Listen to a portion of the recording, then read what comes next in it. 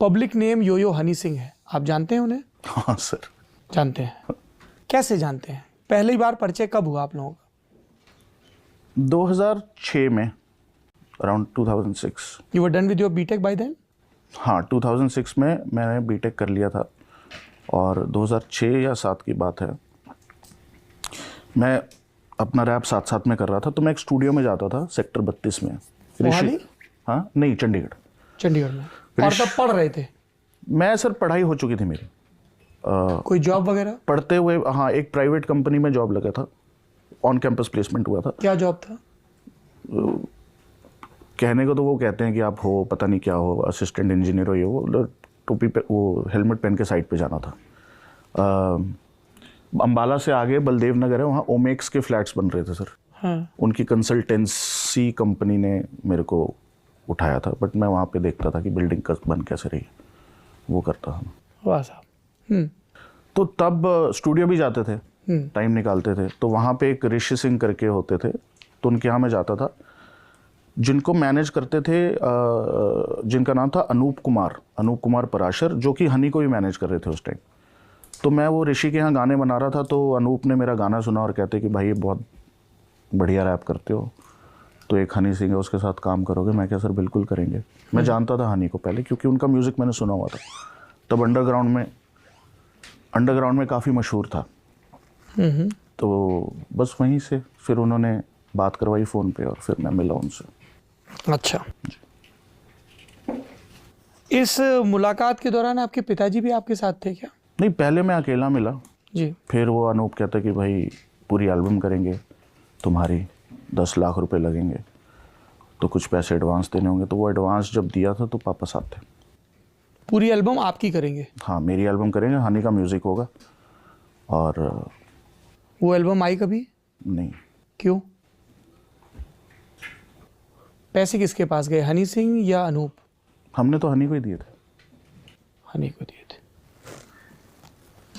हमने उनसे ये पूछा कि क्या बादशाह कभी माफिया मुंडीर में थे, तो उनका जो जवाब था वो था कि बादशाह साहब एक बहुत बड़े अफसर के बेटे हैं, उनके पिताजी ने मुझे पैसे दिए थे कि मैं बादशाह जी की, एक तो आप लोग इतना सम्मान करते हो ना एक दूसरे का, आगे बढ़ाती हैं, इंग्लिश एल्बम का म्यूजिक करूं। आप तब इंग्लिश में लिखते थे क्या? जी, मेरा नाम तब होता था कूल इक्वल, जो कि आपका ईमेल आईडी भी था? ईमेल आईडी था। नाइस। किस तरह के गाने होते थे? कोई अगर एक आप टुकड़ा सुना सर, एक सोडा विस्की करके गाना रिलीज हुआ है। हाँ। बहुत पहले, वो मेरा उसमें cool equal, as a cool equal मैंने रैप किया, इंग्लिश काफ़ी हिट हुआ था वो भी। मिला दे तू सोडा विस्की तो, उसमें मेरा रैप है इंग्लिश में। तो उसमें यही था सर, पार्टी वार्टी।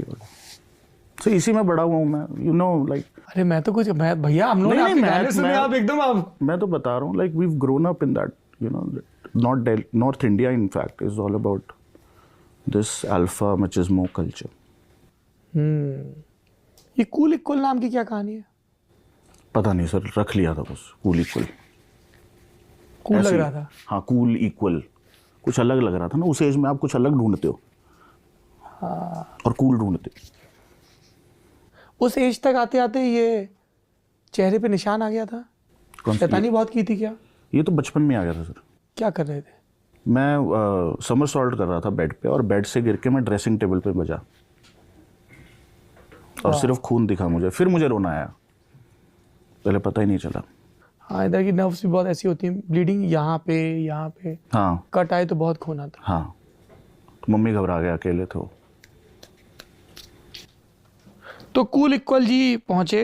अब उनका कहना है, he is not a talent artist which I picked up from the streets, he is from a big family. बहुत बड़े अफसर के बेटे हैं वो। उनके पिता और बादशाह दोनों आए थे साथ में दिल्ली में, 2-3 बार मिले, मोहाली में, चंडीगढ़ में। फैमिली यहीं रहती थी और पैसे दिए थे। तो जिनके पास ऑलरेडी पैसे हैं, उन्हें माफिया मुंडीर जैसे छोटे से प्लेटफॉर्म की क्या ज़रूरत है? वो माफिया मुंडीर का मेंबर ही क्यों हो, कैसे हो, ये वो कह रहे हैं।